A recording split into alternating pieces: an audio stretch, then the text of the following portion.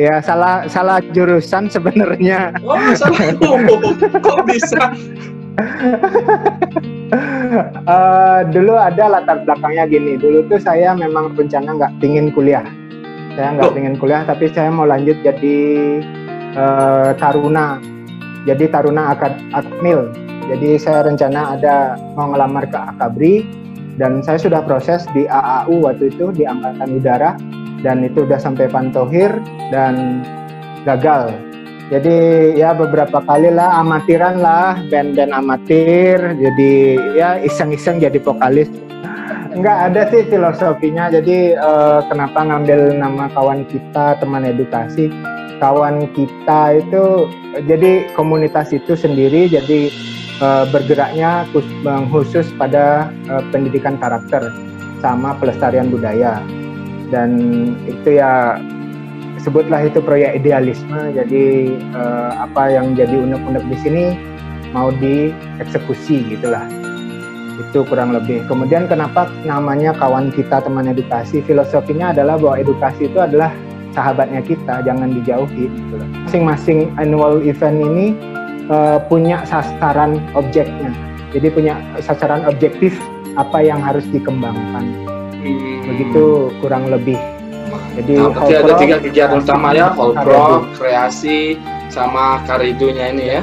Karedu, betul. Keren. Ya. Ini betul. Nanti kawan kita teman edukasi itu kan non profit, alias nggak dapat apa-apa lah. Boleh dibilang ya, secara material ya. Oke. Secara material, apalagi ditambah dengan kesibukan sekarang di Green School, belum ada yang lain, keluarga itu. Kenapa masih mau melakukan hal seperti itu? Apa ya? Mungkin lebih kalau istilah Balinya ngayah. Jadi ini cara saya membayar komunitas. Gitu. Dulu sih anggapannya gini. Ini cara saya membayar atau membalas budi orang tua kepada orang tua saya. Saya udah dikuliahkan jauh-jauh, kemudian sampai S2 sampai saat ini, dan gimana sih cara saya untuk bisa membanggakan mereka, mengucapkan terima kasih. Kalau cuma kata-kata kan mungkin akan beda kesannya. Tapi paling tidak ada karya yang saya tunjukkan. Ini loh, Bapak Ibu menyekolahkan saya tinggi-tinggi, jauh-jauh. Ini yang bisa saya bawa pulang untuk bisa saya kemas untuk sebagai ucapan terima kasih saya kepada Bapak Ibu saya.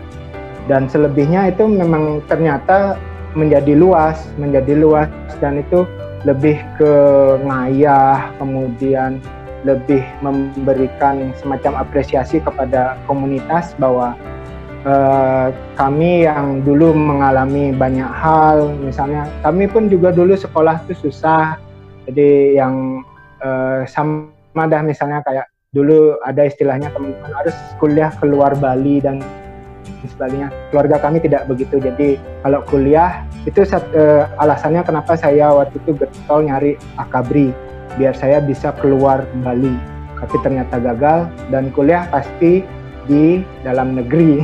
Jadi pasti di rumah di Singaraja gitu. Nah dari situlah jadi ucapan terima kasih saya untuk bisa memberikan sesuatu kepada komunitas. Keren ini, padahal sekali lagi ini proyek sama orang tua ya, tapi ngasihnya ke tua komunitas saja ya. Ternyata lebih. Jadi respon dari orang-orang tua.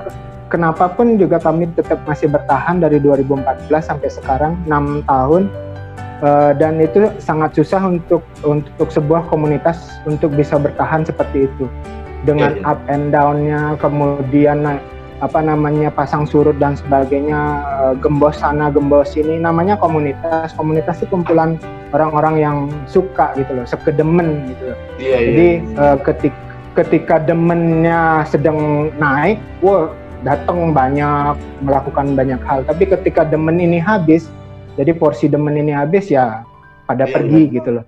Dan itu saya sudah merasakan itu. Jadi ada teman-teman yang datang pas banyak banget. Ada yang harus mengerjakan sendiri, itu saya sudah alami.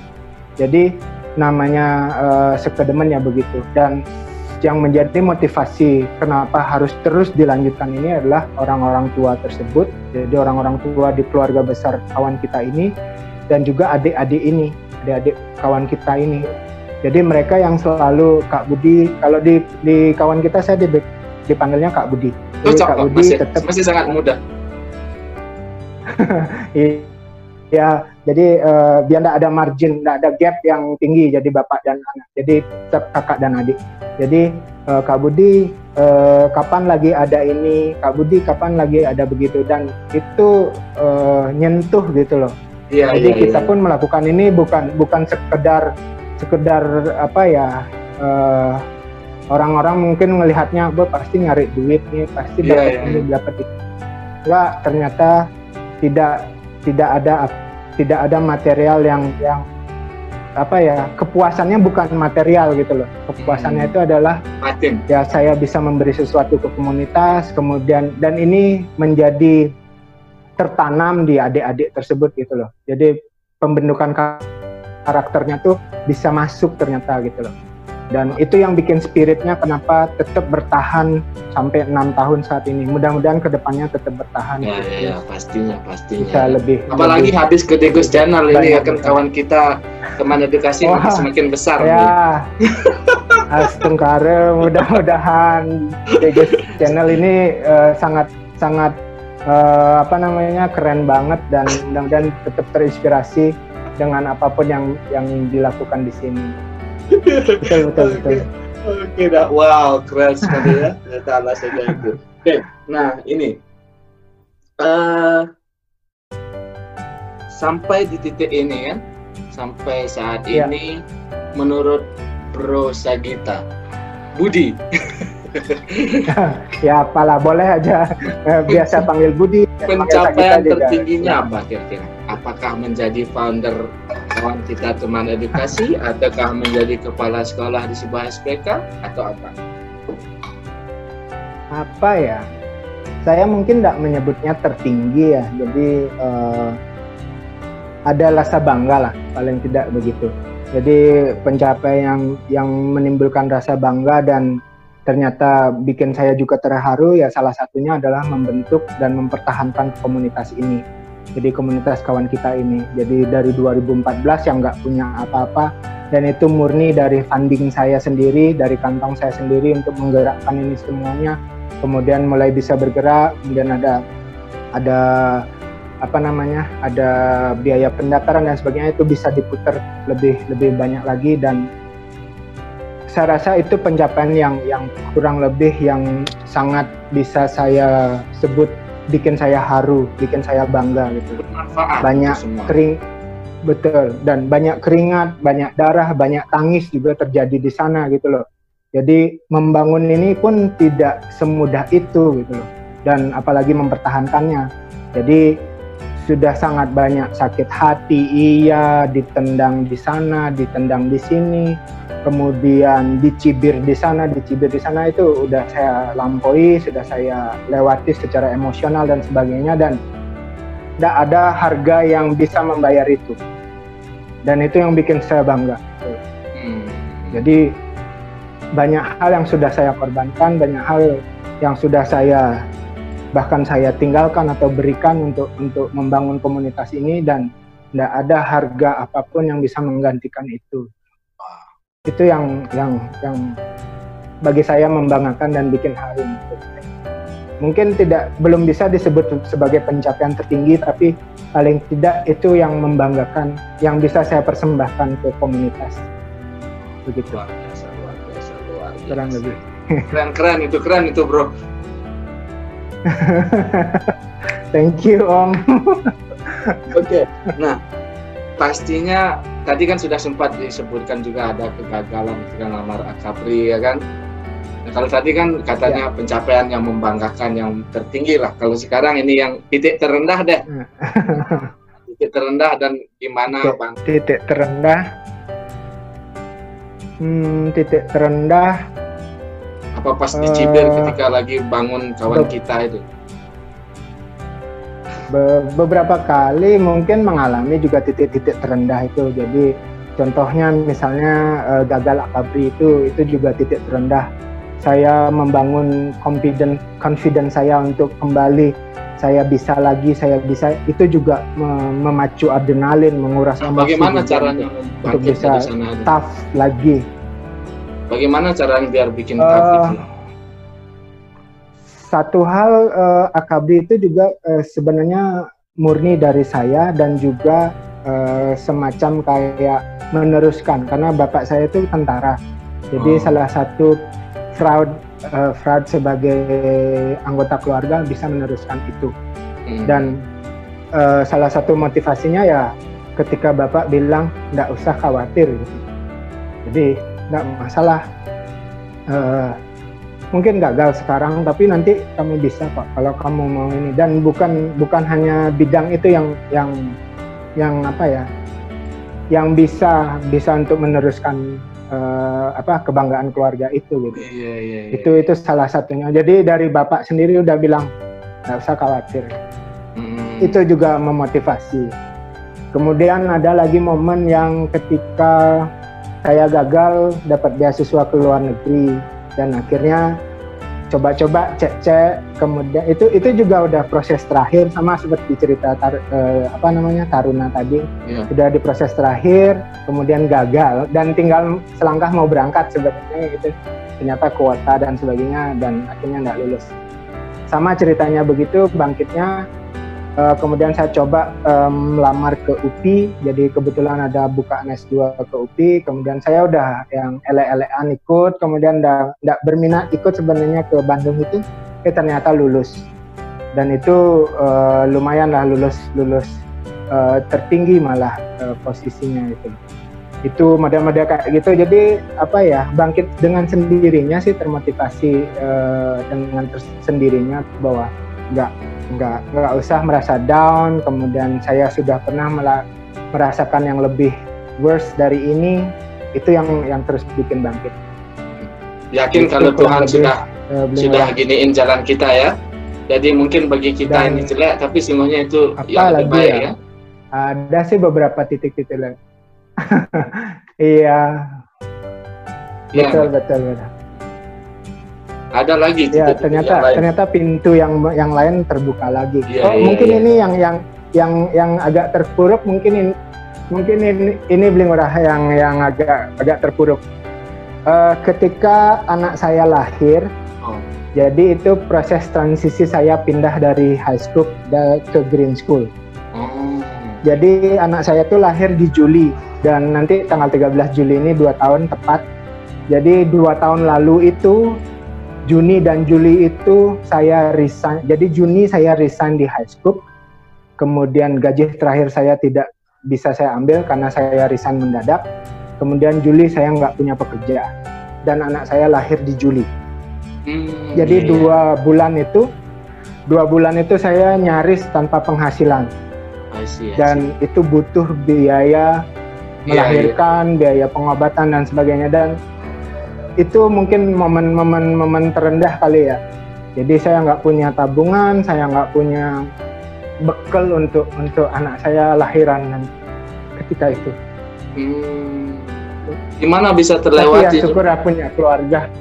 Oh iya. Syukur punya keluarga yang bantu. Jadi kebetulan mertua kasih bekal lah juga sedikit. Bapak Ibu juga kasih bekal sedikit untuk persiapan lahiran ini. Wow. Jadi ya tertolonglah di Juni-Juli di 2000 berapa jadi 18. Juni-Juli 2018.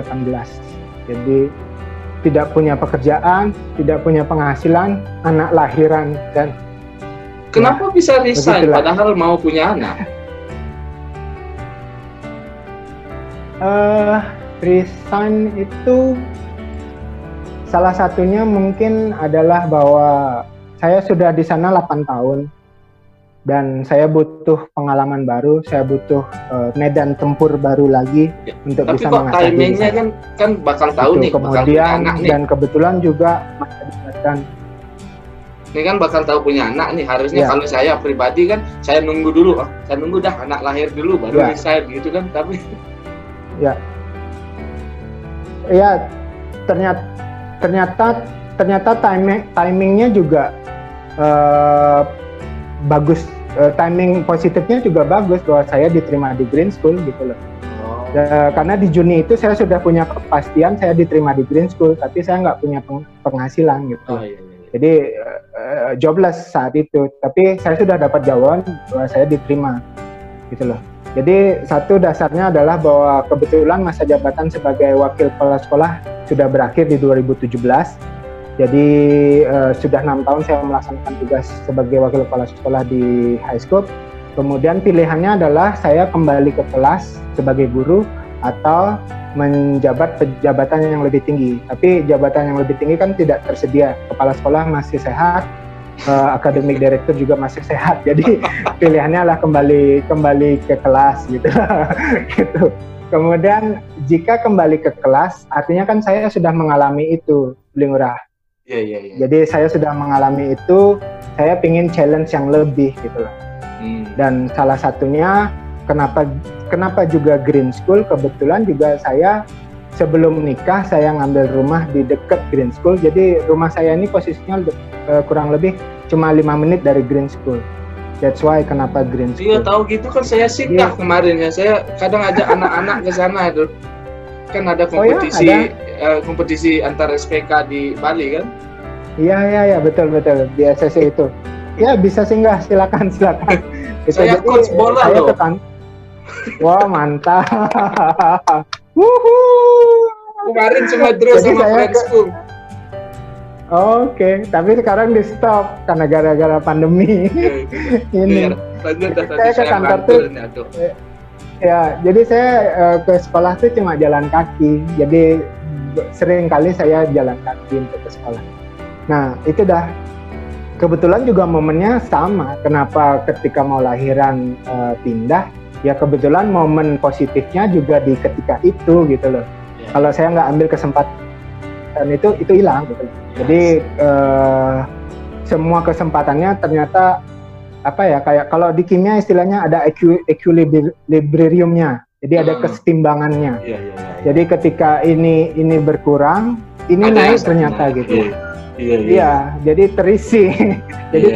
Jadi ya saya ambil kesempatan ini gitu loh. Kenapa tidak? Gitu.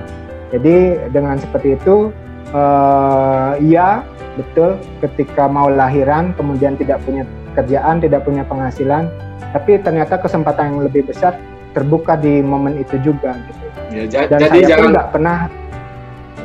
Jadi intinya jangan merasa terpuruk ya, ketika berada di titik mungkin terendah. Karena kayak tadi itu pasti ada yang naik juga kan, yang satu turun, yang satu naik. Iya, betul. Itu dah. Dan saya pun juga nggak pernah kepikiran menjadi kepala sekolah. Saya pindah ke Green School itu juga nggak ada keinginan menjadi kepala sekolah ke sini. Jadi saya sekali lagi pilihan di high school itu adalah kembali ke kelas atau jabatan yang lebih tinggi. Tapi kan nggak ada jabatan lebih tinggi kan, semua masih sehat-sehat dan kembali ke kelas.